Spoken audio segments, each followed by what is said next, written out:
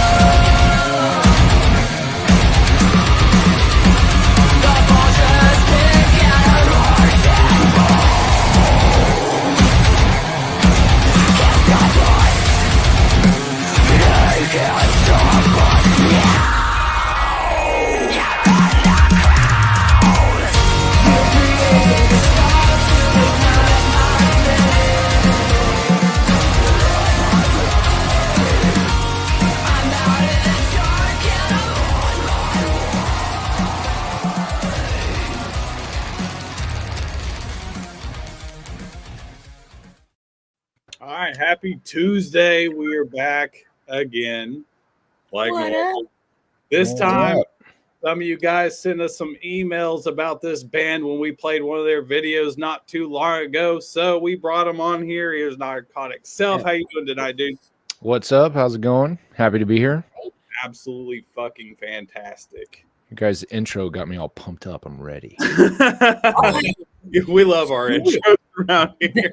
My name's Jesse, by the way. I go by Jesse Dean. But yeah, Narcotic Self is a band I've had for a long time, and we'll come back on next time if you guys don't hate it too much. We'll get the whole band on here, and Oh no, absolutely, absolutely. No, we love bringing people back. I mean, that's definitely something that's going to be happening, and we try to get as many bands as we possibly can, which is why we go live so much, because there's infinite amounts of bands that need promotion, and there's not really a whole lot of people because everybody wants to focus on the big bands. And to me, there's bands that are just as good as the big bands that are in local and regional markets.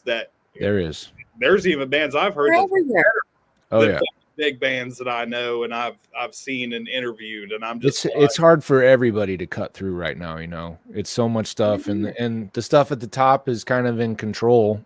I mean, it's corporate run music for everybody to consume from Spotify and all that stuff still. So yeah, there's tons of bands out there, man, really good ones. Lots of really good ones. So it's like every day part of my routine is to get up in the morning, drink my coffee, I sit down, start working on the day show, and I start just going through YouTube and just trying to find every band that I can that's, a smaller or like regional type act, and we check their stuff out and we post up their videos, and that's rad.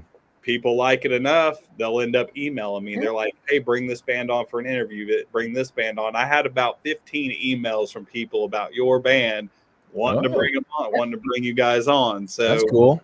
Here we are. Yeah. No, this is rad. This is actually my first podcast, so I'm here to rock out with you guys. And we've had a lot of firsts this last week. Yeah?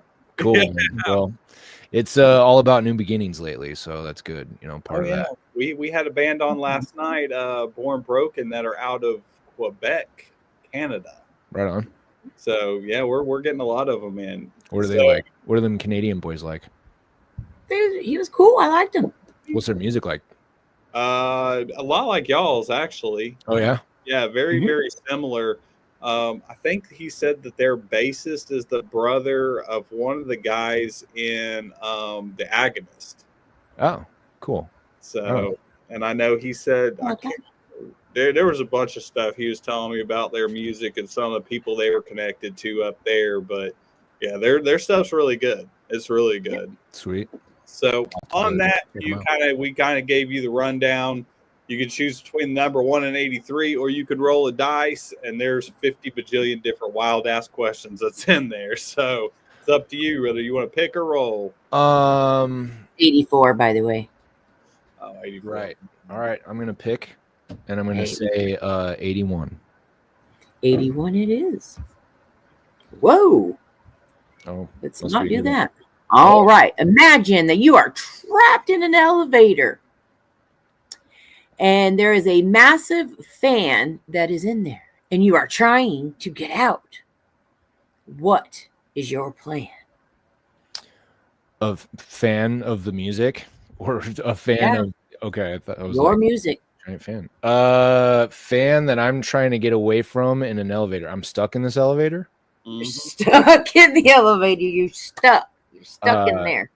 And you're trapped in between floor 1 and 2. What do I do to get out? That's the question. I don't know. I think I'd bear with it. It can't be that bad. Stuck with somebody that likes you, I guess. It can be a little strange sometimes. I guess I don't really.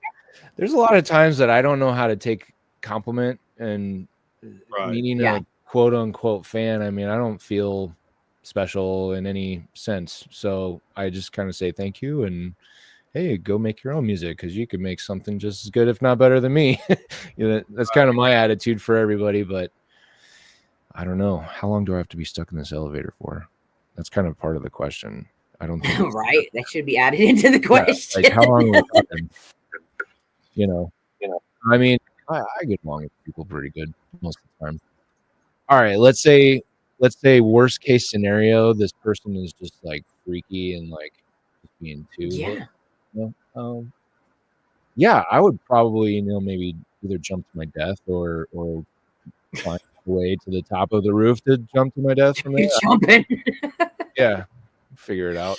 You got to do what you got to do sometimes. It just depends on the scenario. You could always just I don't know, fucking shit yourself. Hey man, if it's a real crazy fan, that might not stop the situation, Right? You never know. They might. True. Who knows? Might get in a fight you don't want to be in. Some of the bigger bands that we've had on, which isn't very often, but occasionally we do. We've heard some pretty crazy fan interactions from some of these bands. So people are strange. Yeah. Yeah. Hey. Little reference to your Mojo name, by the way. Are you a Doors fan? Yeah. Yeah, Mojo Rising. How can you not be a Doors fan? Seriously. You know what? I'll tell you a story. I was in a Doors tribute band for a while, cheesy as it is, but cool as it was. Man, we had a rocking band. It was kick-ass. And we were like, man, we're gonna, because they would have like Deadhead tributes and stuff, and some of those bands get droves of hippies following them around and just like reenacting the whole tour. So we're like, we're going to do a Doors band. We're going to make so much money and there's going to be tons of people coming to see us all the time. It's going to be great, man. It'll just be so much fun. Pretty much every show, the fan base would be like, what time do you play? We'd say headline. And they're like, well, we're in bed by 8 o'clock, because everybody that listens to the Doors is crazy old now, man, including me. I'm old too. I get it, but I'll be partying later. Hey man, the Doors is one of the coolest bands of all time for sure. Like hands down, one of my top favorite bands ever for sure. Yeah, my mom's a big Doors fan. I wasn't really a big Doors. Well, I wasn't really subjected to the Doors at all. Really? Yeah, I was more like I was subjected to like a lot of like Jefferson Airplane. Yeah. Bon Jovi and like that. And then once I discovered MTV, then it turned into a giant shit show, and down the rabbit hole I went with heavy metal. Yeah. Well, there was a lot of music in my house for sure. Surprisingly, I kind of discovered Zeppelin more on my own later in life because like I'm just for what Zeppelin is, I figured my dad would have probably been blasting them just as much. But it was a lot of Beatles, the Doors. My dad liked the Doobie Brothers a lot. I got into a lot of the surf music that he liked. He grew up in California when that Dick Dale thing and everything was going on. Right. So I got into that, and like you know, I was the perfect age for Nirvana, and you know, I was just that perfect age when all that happened, and I was very confused by like Motley Crue and the hair metal stuff. I didn't get that. I didn't either. I never jumped into the hair metal stuff. I was more into I was a huge Motorhead fan. Yeah. The first time I ever heard Motorhead, I got addicted. Sure. And I was into Black Sabbath and Iron Maiden and you know, Metallica and Megadeth and Judas Priest and my early metal bands are Metallica, obviously. Faith No More was a huge one. I listened to Pantera, you know. My best buddy introduced me, like, I had known Pantera before, but I was pretty young still, even when Far Beyond Driven came out. But when I heard Becoming and Chaos AD, I think it was Refuse Resist or I can't remember which track 6 is off of Chaos AD, but I heard those two songs, man, back to back. He was just like, dude, check this out, you know. And we were walking down the street, puts on the Walkman, and like, that was it. That was my day, you know. The day I heard Becoming and Far Beyond Driven and Chaos AD was when it was like metal. See, Pantera just like appeared out of nowhere to me, because at the time I was living in Oklahoma. Mm-hmm. The very first time I ever got introduced to Pantera was through Beavis and Butthead. Yeah, me too. Yeah, it was their video for This Love. And then shortly after that episode is when the movie Demon Knight came out, and Cemetery Gates was on that soundtrack. Yeah. And then about a year later, I got to go with some friends of mine down to Dallas, and we went to Ozfest, and I got to see the original lineup of Pantera before the bullshit happened. So, I mean, that was cool as shit that I, you know, actually got to see like the original lineup with all of them. Ozfest, you see him with Black Sabbath? Mm-hmm. Oh, dude, that's the most epic thing of all time. You know, like I will go off about that every time that anybody brings up Pantera, because I'll sit here and, oh man, I was there. You know, I totally do that because, well, I mean, it was a super culture. It was a culture thing at that, you know, it was different. It was a big thing to be at a Pantera show. I mean, Pantera was a big deal. Obviously, but I saw Pantera with Black Sabbath, and that right there, it's just like, dude, that's the ultimate thing. You could say I saw that show. And then Pantera and Slayer was the other one where it's like, that's it. It's not going to get any better than that, guys. Yeah, I've seen Slayer. All those bands for me growing up, that was all of us chilling on the Colorado River, hanging out with our friends, because that's what we did, because we lived right on the river. Yeah. Doing things that kids shouldn't be doing, but it was a great time. So there's lots of great memories of, you know, listening to the Doors or listening to Sabbath, and you're like, I remember that one time. Yeah. I remember. Well, I mean, I even maybe took it a step further because, you know, I was thinking about trying to be a band guy in high school already. And even before that, but in high school, I was really like, I had the idea for Narcotic Self back then, and started telling my buddies like, hey man, you got to go buy a bass. You got to learn how to play, so that, because, you know, I'm the guitar player and you're the bass player, and they'd be like, I am, okay. But, that sounds familiar to me. No, yeah, I did that to all my buddies, and we did weird stuff, dude. Like we would get together and just like kind of sing along to songs. Lots, and at that time there was a lot of System of a Down, and we all liked Faith No More still. Pantera would be in their Ministry and all that stuff. But yeah, music bonded all of my friends, bonded my family. It's made I have somehow kind of made a life out of it with it, a little bit. So it's crazy, man.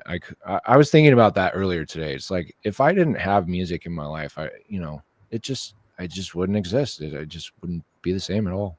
Right. Really, you really think about it? Yeah. When you really think about it. Yeah. Like, think about that. Like, how many like commercials to just anything, if there was no beat or no rhythm to it. Yeah. That would be so weird. I'd be like in the Twilight Zone and shit. Yeah, I mean, I had some of the funnest times with my Doors band, and that taught me a lot about being in a band, performing, singing, all of it, like trying different stuff. I play Nirvana a lot just because that was music that I mean, it's literally ingrained into my DNA at this point. Like, I know those songs so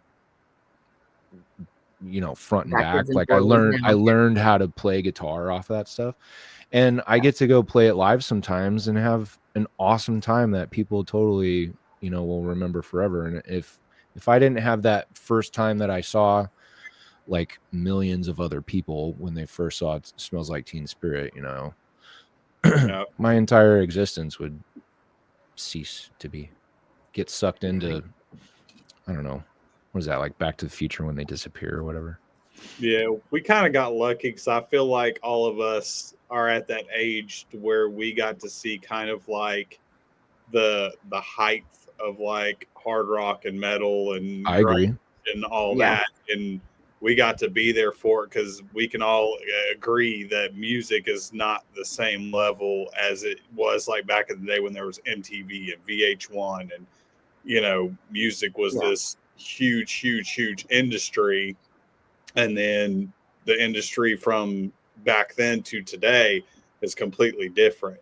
Completely. Now, yeah, you can find millions of bands on YouTube, but it's not quite the same as just turning on your TV and going to MTV and then boom, there it all is right there. Well, plus too, like, talking about MTV, you would used to turn on MTV, and if you saw a Pantera video on MTV, it was like, what? Whoa, because they didn't get played on MTV. It was a big deal. Remember Metallica? Like, they were like never gonna put out a video. I mean, can you imagine that? Like this day and age, how many people it wouldn't touch though? Right. I think a lot of that MTV age really, brought out metal and brought out that competition and made it how it was during that time. Well, my personal take on the whole cultural thing with hard rock and metal, we were talking about the Doors and all that stuff. I mean, I have always thought that around that time of the 90s, and I guess I'll maybe pick my words carefully because I know metal people can get don't talk about my metal, dude, but the elitists.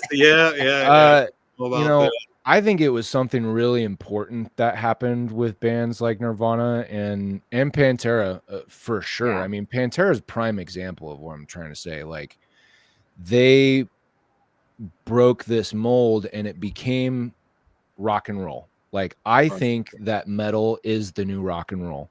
How many rock bands have come out that are like actual, real rock bands that can't just totally copy Led Zeppelin or whoever? What I mean? Like, the first one that comes to mind doesn't count because it's like Foo Fighters, and that doesn't count. It's like the same group of dudes we're talking about. But I think that there was the baby boomers had us as their kids, and then we had XYZ, Marilyn Manson and Korn, Pantera and Metallica and all those bands, and then there was the next generation and stuff.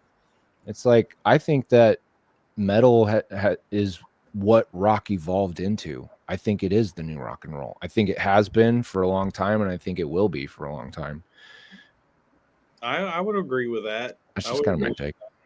I mean, you don't really, like you said, you don't really see like standardized rock bands. You do, but it's like soup, you can tell it's just kind of like, it's not the same though. I think your last like rock bands that you ever seen like that really is stuff like Creed and Nickelback back. Yeah.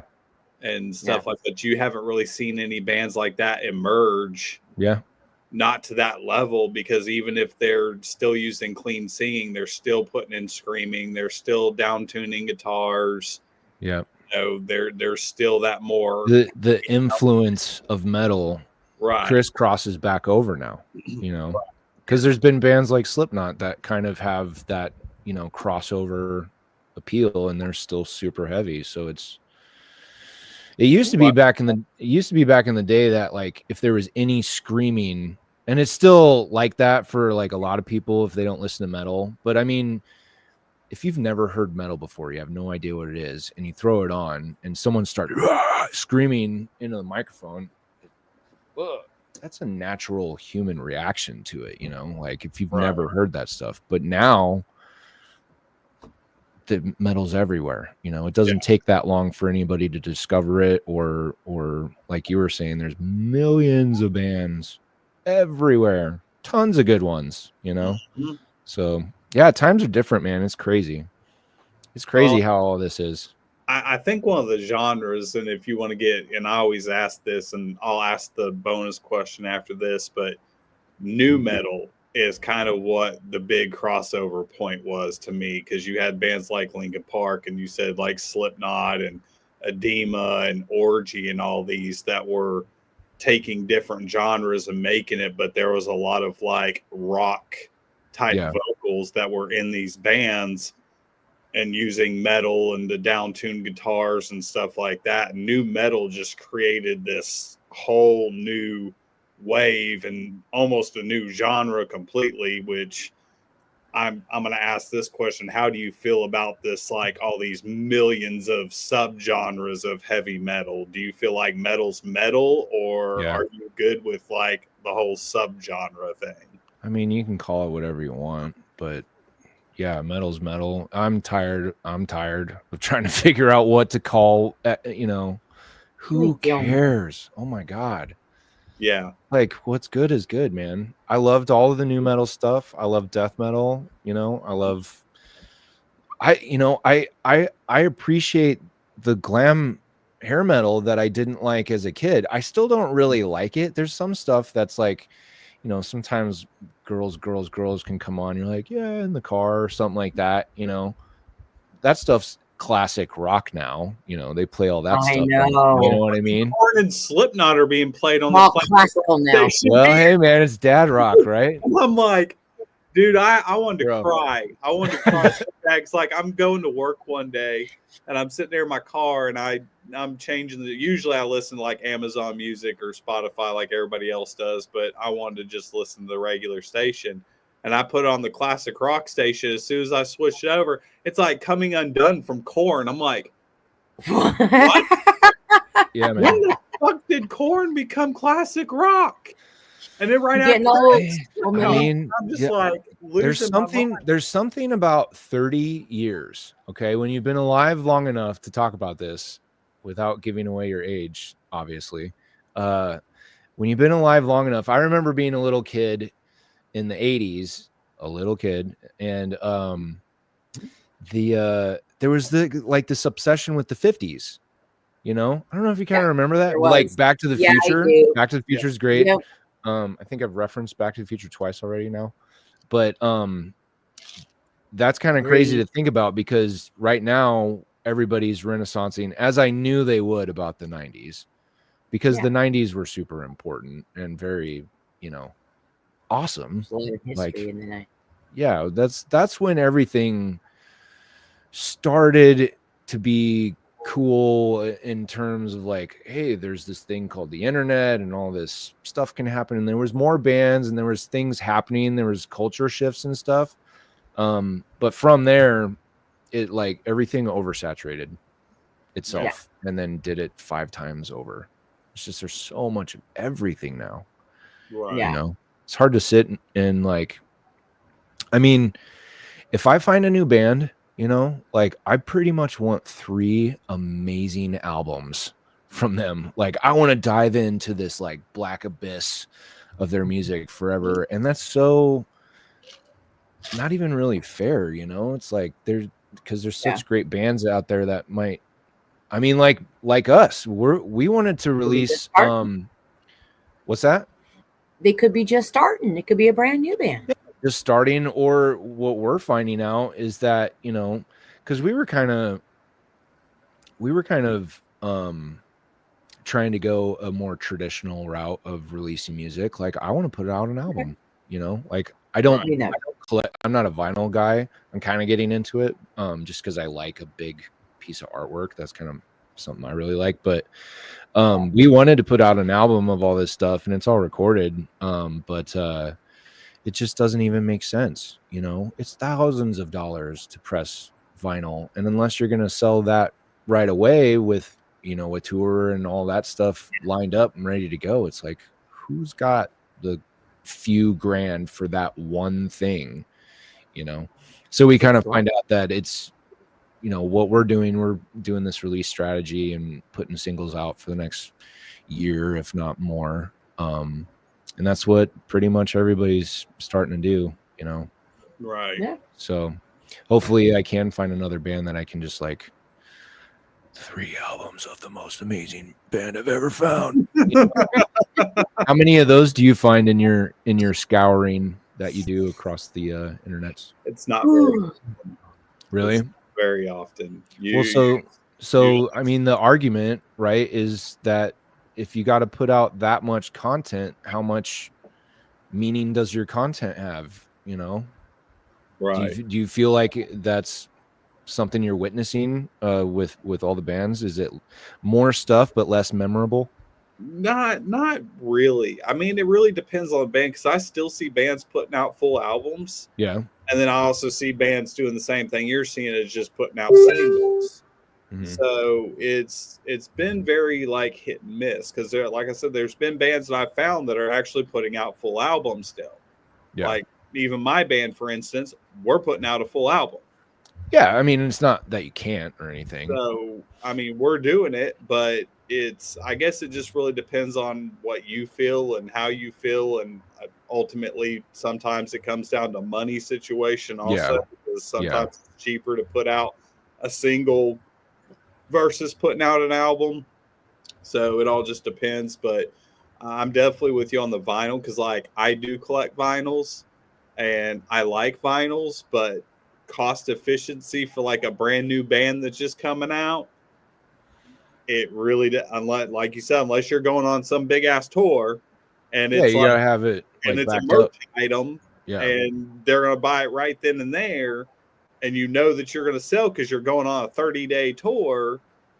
Then okay, you know, sure, but you also got to think about, you also got to buy a couple of $1,000 worth of fucking shirts and hoodies and stickers and whatever else that you're trying to push. You have to think about what your consumer wants. Not what. Yeah. I mean, I'd be sitting here with a brand new vinyl if I had my way, but I would too. I like vinyl personally. Well, it's I mean, why is it so awesome? I don't know. I don't know. It's just I bought some Lamb of God records just to have them, and I'm not going to listen to them. I already know. I just wanted to have a couple of those Lamb of God albums. I think mine is more of like a family history type of thing. My dad, my stepmother, my mom, they all had records. There was always vinyls, all kinds of different stuff. My dad played in music. You know, he plays rock. He's a metal guy. So it's always been enthralled in my life. And I always remember the vinyls. Like I still at my dad's house see those vinyls everywhere. And I don't know if it's just something nostalgic about it, but it's just like remembering those good times, you know, hanging out with your family, hanging out at the river, whatever that you're doing during those times. I think that there's maybe something triggering to a human being to go like this, you know, just like looking through the stack, because I will do that. I'll do that with vinyl. I used to do it back in the day. Oh my God. Super old memories, but they used to put movies on Laserdisc, so I could flip through those too. But every, you know, CDs, comic books, like just flipping through all the time. Yeah, I mean, even tapes. Yeah. You just go. Tapes are harder. They're a little square, you know, but yeah, you just got to go. You kind of have to shuffle through tapes a little bit. See, tapes, I remember one Christmas, my mother bought me this like cool ass, like geometrical, like hanging thing that went up on the wall, and it had slots for all my cassette tapes. So you could just sit there, look up on the wall. Yeah. Just go. No, those things are awesome. Yeah. They're dusty, but they're awesome. Yeah. And then you had the CD cases that you took the fucking inside of the CD out, the little fucking booklet. Dude, you put the booklet in. I remember the big old suitcase. Yeah, dude. Yeah. Huge backpack CD. I mean, 100 but it sucked if you were driving and you didn't have somebody with you, so you could like throw it to them, and be like, "Hey, find this CD in here." Yeah. So we could you had to have a system. Yeah. You know, because they were usually behind the seat so that you could get back there. And if they weren't there, dude, God help you, because you might die trying to find them. Yeah. See, mine, I remember having mine over in the passenger, seat, and like flip open the book, and you're like trying to drive and like flipping pages looking for the one that you want. Yeah. That never got outlawed. But looking at your cell phone, you get outlawed. I'm just saying. Yeah. Well, they probably should have thought about that back then. Yeah. Too late now. I'm surprised I ain't been busted, because I've got a little fucking phone dock up on my dash that's like right fucking in front of my face, and I'm like, that's where it should go, right? I mean, not to that you should be distracted driving, but if you have to like look at the map or whatever that's on there, or even if you want to change the song, it should be like closest to where you're looking on the road. Well, see, it's nice now because like with my Amazon Music, it's got Alexa on it, so I just hit the Alexa button. I'll tell her, "Hey Alexa, play this by this." Boom. Can't you just say, "Hey Alexa," or is that only the Siri thing? No, Siri's just Siri. Alexa's I think that's Google or Amazon. Yeah, but can't you like, because you can say, my phone's gonna turn off if you say, "Hey Siri," then it like turns on. Can you do that with Alexa too? See, it just turned on. Well, if you have the actual like car Alexa, you can. But if you have Amazon Music, there's like a little Alexa button. You have to push the button, and then she'll come on, and then you ask her to play whatever album, whatever single, whatever you want her to do. She'll do it. You are so in for it now. What? I'm getting you with your Alexa in your car. So? Okay. I like my Alexa in my car. Thank you. Okay, it's going to be great. But when I start changing the channel, I don't want to hear it. See, I don't like any of the streaming things. I love Amazon Music Unlimited. That I love. Yeah, that's what I primarily use. And I like Apple out of them because I got a Mac and all that stuff, But like, and at least for the most part, you can pick the album, because I'm totally about the album. I gotta listen to an album. Not like all the time, but I don't know, man. If I'm going on a journey with some music, I need a few songs to like get there, right, and go on the journey. Yeah, see, I've got a long commute to work because it takes me about an hour to an hour and a half one way. Yeah. So I listen to a lot of music in the morning, and my playlist is like over 1,100 songs right now, with like singles, full albums, all kinds of shit, and it's scattered all over the place. But what's your main jams? Right, or ish. Right, a lot of them. I guess a couple of bands that I'm listening to a lot of, like smaller bands. Like there's a band that we had on not too long ago, Strange Like Me, that I fucking love. I've been listening to them. Dead Men Don't Wear Plaid. It's a band out of Little Rock, Arkansas that are phenomenal that I like. I've heard of that one, maybe. Yeah, I've been jamming the shit out of them. There's another band out of Florida called 3 to 1 that I've been listening to a whole lot. Cool. Big bands, I guess, like Knocked Loose is one of my new ones that I listen to a lot. I don't really listen to a whole lot of big bands. Most of my stuff is like regional and local bands I've found out about, and that's cool. what I've been listening to. Yeah, what's good is good. Yeah, exactly. All right, so you want to roll or you want to pick one? I'll roll this time. Ooh. Let's roll. Number 51. All right. If you could do a song mashup, what 2 songs would you use? Whoa. Could be any genre. You can even mix them if you want. Well, all the great mashups have already been done on the internet. They're hilarious, whatever they are. Oh, the one we did one. We had our season 1 ended last week, and this question came up, and she said it was like Another One Bites the Dust by Queen and Bad Romance by Lady Gaga, which hadn't been done. So I went and did it for her and sent it to her, and it was fucking ridiculous. Oh man, I don't even know where to start. That's a crazy question. Any 2 songs to mash up? Yeah. I mean, good God, I don't know. Pick one from a long time ago and then pick one from recent. How about that? I think I should pick one from the Doors because we've been talking about them. So I'll say 5. I'll say 5 to 1. Okay. And I don't know, like, just is it supposed to be one of your favorite songs or something that would actually work? How would it work? However you want it to. So Another One Bites the Dust was really hard to do with Lady Gaga's. All right. Well, I'm gonna pick one that I think would be easy mashup. So I'll say Iron Man. Okay. So that might be cool. Right. And it's 2 really killer songs. So now I feel like I need to do this. Just hey man, I wasn't gonna serve you shit, you know. Throw a little Busta Rhymes in there just to mix you up. I wouldn't even know which Busta Rhymes song. Look at his face. He's like, just shut up over there.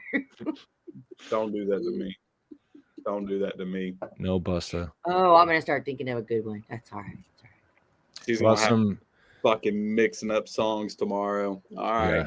All right. I got you. Are you doing it now? Are you mashing it now? Yeah, I mean, I could if I wanted to. That was kind of hard to think about there for a second. Yeah. Can I pick another question? Sure. Or is it time? Do you guys have a limit?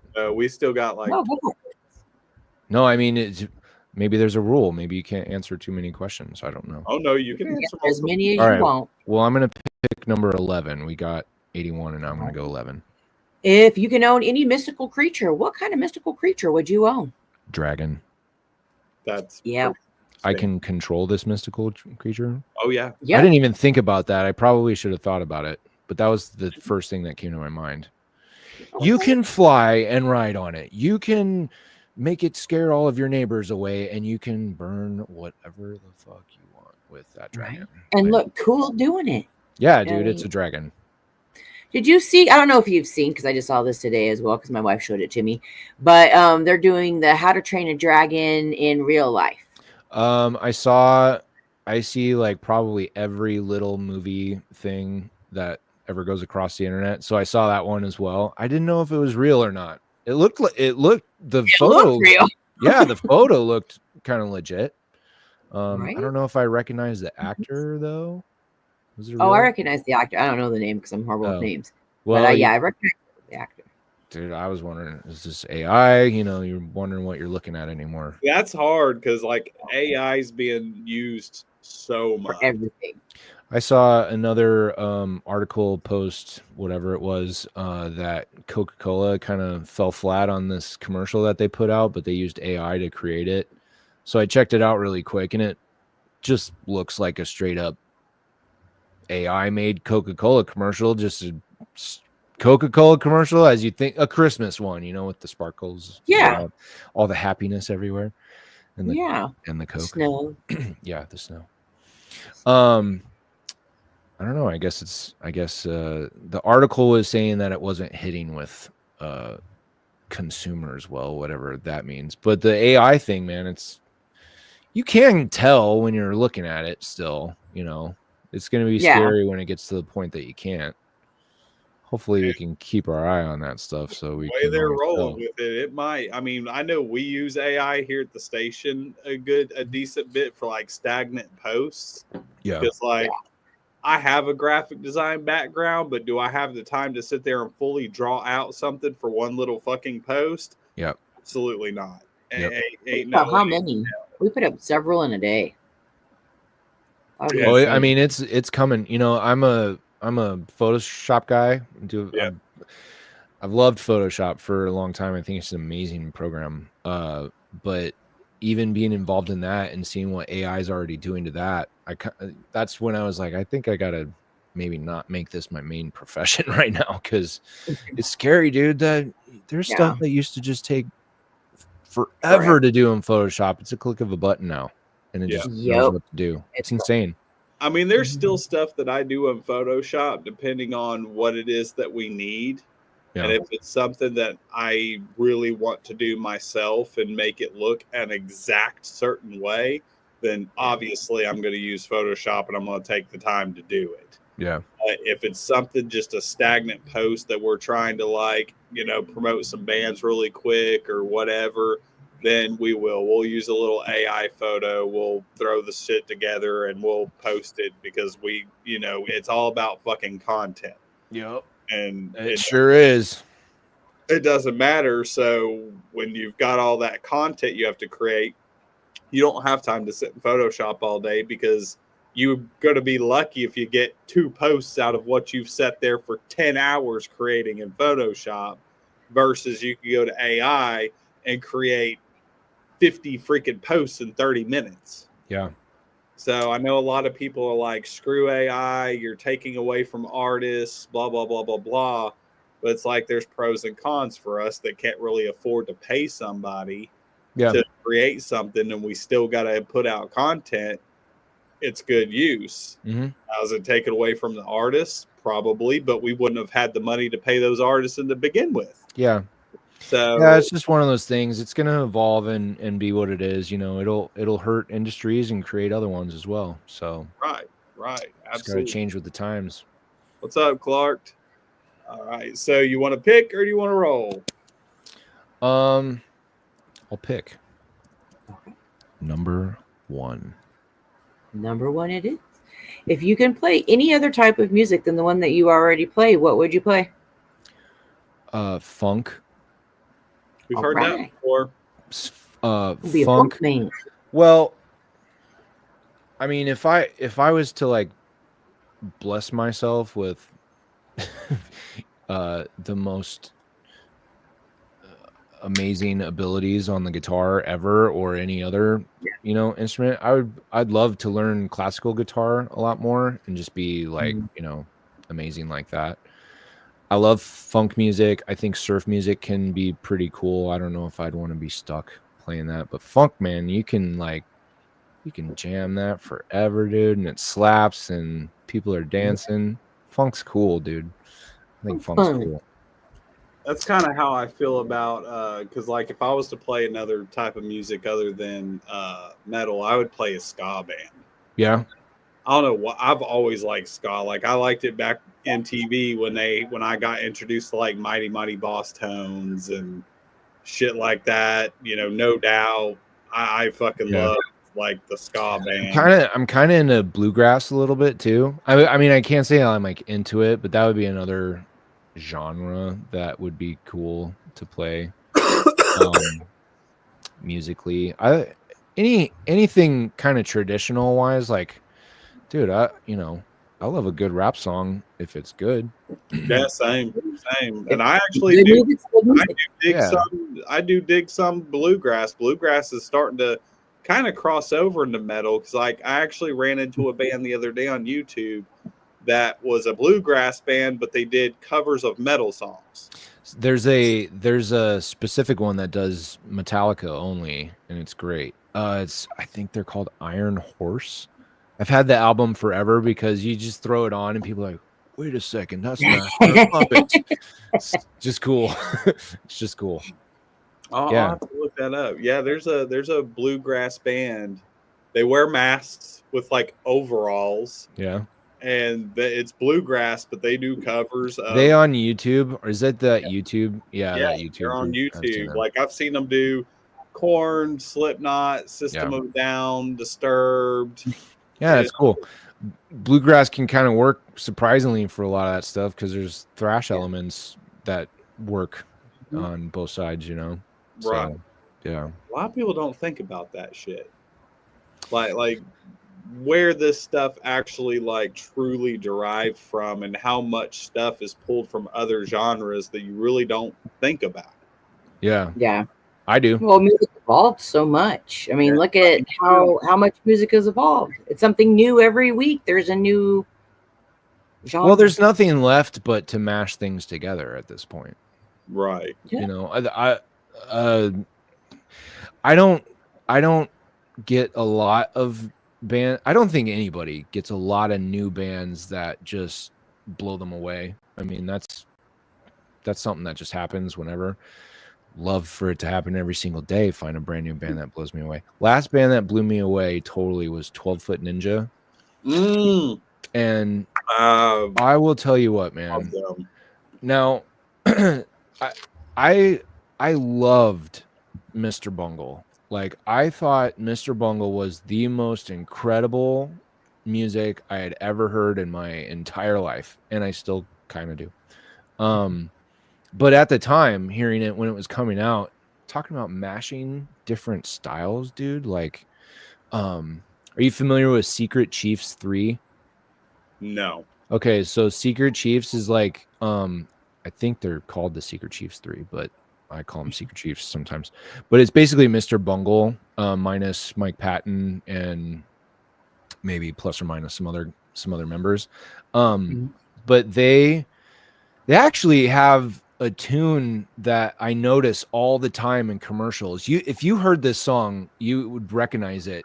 It's got this violin in it, but they mix this violin with just some hard, like, kind of, I guess, dance beats, or like dun, dun, dun, dun, dun, dun, dun, dun, dun, dun. That's how the song goes. But anyway, I'm trailing off, but now 12 Foot Ninja is coming out, or came out when they did, not all that long ago. And I heard that stuff, man, and like I said, I found every single thing that they had put out, and I got it all. I downloaded it all, and I listened to it, and completely, swan dived into that band, and was just like blown away at how awesome it was. Because anytime that you can take every kind of music and then twist that metal in there, dude, come on, man. I've showed you 12 Foot Ninja before, Mojo. Yeah.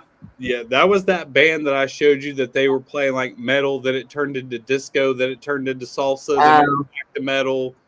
Yeah, because I actually met the lead singer by sheer accident at Welcome to Rockville. And at the time, they were pretty much an unknown band, but they had somehow, because they signed to a label, they got on, but they were playing really early. They were playing at like 11:30 in the morning. And I remember I was at a stage, and I can't remember who was playing, but there was this guy standing in front of me, and he had a shirt on from a band that I had just discovered at the time that I loved, that were from overseas, this band called Vilharda. And he had the Vilharda shirt on, so I commented on it, and he was like, "Oh, you like them?" I was like, "Yeah, I just stumbled upon them on YouTube, and I've been listening to their album." And he was like, "We sat there and talked about it for a while." He's like, "Yeah, my band's playing here in like 30 minutes. And I was like, "You're playing?" And he was like, "Yeah." He goes, "We're over at this stage. If you want to come by, come hang out, watch the show." And he's like, "I'd love to ask you what you think about it after we're done." I was like, "Cool." So we went over there, watched them, and I was like, same thing. I was like, "What the fuck is going on? This is the coolest shit I've ever seen." But I was in California. Yeah. I was in California. My bass player was like, "You haven't heard this band yet?" I was like, "No, dude." I made everybody in the car sit there and listen to the entire album, because I was just like, "What? No more," and just, dude, I freaked out. But I like my metal pure too, and I like all, I love Lamb of God and Meshuggah and Pantera and all the bands, but I'm most impressed when there's not really any bounds on the music, and there's not really any rules. That's my favorite stuff. Yes. I mean, that would be like mine too, because it's like a lot of the bands I listen to are like really obscure stuff that I look for. Like, one of my favorite bands from like when I was in my low 20s, they're still one of my favorite bands, is I Wrestled a Bear Once. Yeah. I'm a huge I Wrestled a Bear Once fan. Cool. And then I found them through another obscure band I was into because I went and seen them live, and one of the guitar players were walking around, just talking to people and being cool and shit. And we started talking about it, and he was like, well, if you like us, he's like, this is another band that's starting to emerge. Go check them out. And it was I Wrestled a Bear Once, but the band I was talking to was the Tony Danza Tap Dance Extravaganza. Yeah, I've heard of that. Oh, they're just so off the wall and obscure and mix in so many different sounds, and that's cool too. Insanity. Yeah, no, the wacky stuff is cool, but I think it can get a little contrived or derived from Mr. Bungle and the bands that kind of did it first, Right. I remember like Dillinger Escape Plan was super chaotic when they came out. System of a Down was very chaotic, and I could never help but think, and there they go, Dillinger had Mike Patton on like their record or something, or a song or whatever it was back in the day. But yeah, man, that's the coolest stuff. You ever heard this band called Darkane? I've heard the name, but I have not heard their music.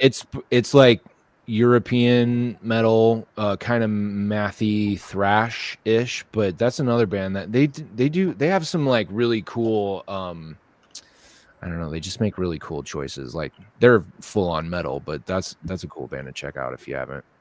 I'll have to check them out. I have not heard them yet.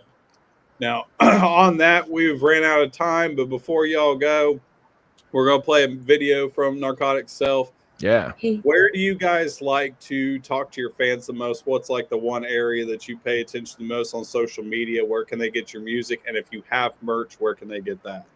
So we are on pretty much every platform now. We are on TikTok as well. We've been on Facebook, probably the heaviest for a while. I think that's kind of changing at this point. But as far as streaming goes, Spotify, Apple, and YouTube are the ones that we're kind of using our vehicles to drive all of the new stuff that's coming out.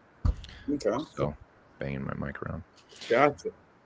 So no, we're on all of them, and we're checking all of them all the time. So we're trying to build it, and if you hop on there and want to say, hey, shoot us a message, any of us. Excellent. So on that, you guys, we're going to play a song from Narcotic Self, Cut the Cord. We love you guys. We will be back again tomorrow night.